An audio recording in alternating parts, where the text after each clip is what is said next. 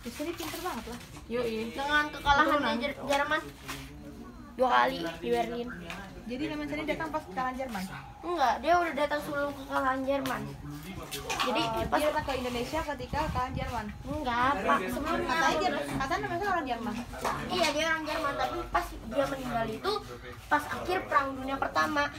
Pas akhir Perang Dunia Pertama dibilang dia dong. Cerita ada yang jahit gitu ya? Iya, saya kebetulan saya pendeta pelayan di sini. Oh gitu. Oh ya, Tuhan ada yang ini. Jadi ngerti ini anak-anakku Ya, baru. siap. Nanti kita ceritakan ini. Boleh kita ke sana juga, Kang ini. Buka sepatu kan ada? Ate ama, buka sepatu dulu rapola. Pulang. Saya mau di kuburan tinggi. Singa Mangaraja. Mangaraja. Iya.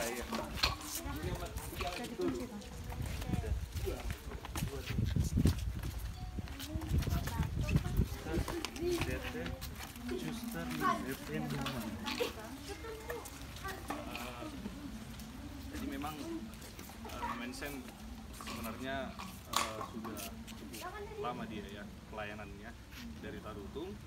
Kenapa bisa sampai ke sini? Memang panjang ceritanya, Mang. Aku persingkat lah ya, Mang ya. Jadi izinkan perkenalkan nama saya Mang Inan, karena pendeta Giovanni Thomas Siregar. Saya sudah pelayanan kurang lebih 2 tahun di gereja.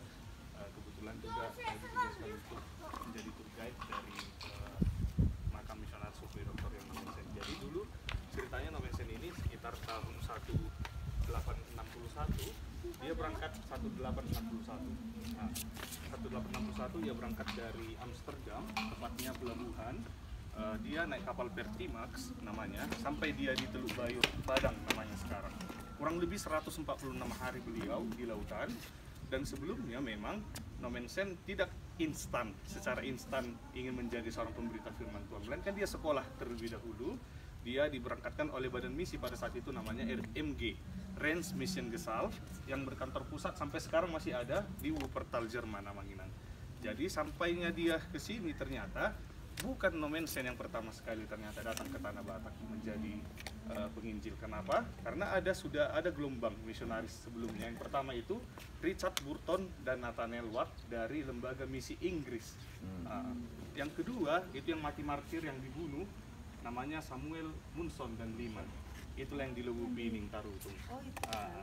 Ya mati martir. Mereka katanya dagingnya, tubuhnya dimakan oleh orang Batak. Malah Nomensen itu Enggak, bukannya. betul enggak. Iya, itu betul Iya lah. kan? Kami Raja baru Panggalame, Lumban Tubing. Kemarin kami juga baru dari sana. Kebetulan generasi kelimanya sudah menceritakan secara langsung. Kenapa dimakan? Karena memang orang Batak pada saat itu sensitif melihat orang asing ataupun orang yang berkulit putih karena dianggap sebagai mata-mata Belanda. Karena pada saat itu masih zaman kolonial Belanda, yang notabene dulu orang Padang, Minangkabau itu memerangi orang Batak dulu sama di Silindung. Jadi Raja Panggalame lah di barisan pertama di Luwu Pining. Karena sebelum dapat Tarutung itu Luwu Pining dulu dari Sibol ke kita. Jadi dialah basis yang pertama. Karena apa? Misionaris pada saat itu Samuel Munson mengatakan memang dokon las dorohat baju pangdotan. Lalu dokon mohok ruas baju pangdotan. Memang juga sama ini kan mau mohok rohain kan salah mengartikan beliau.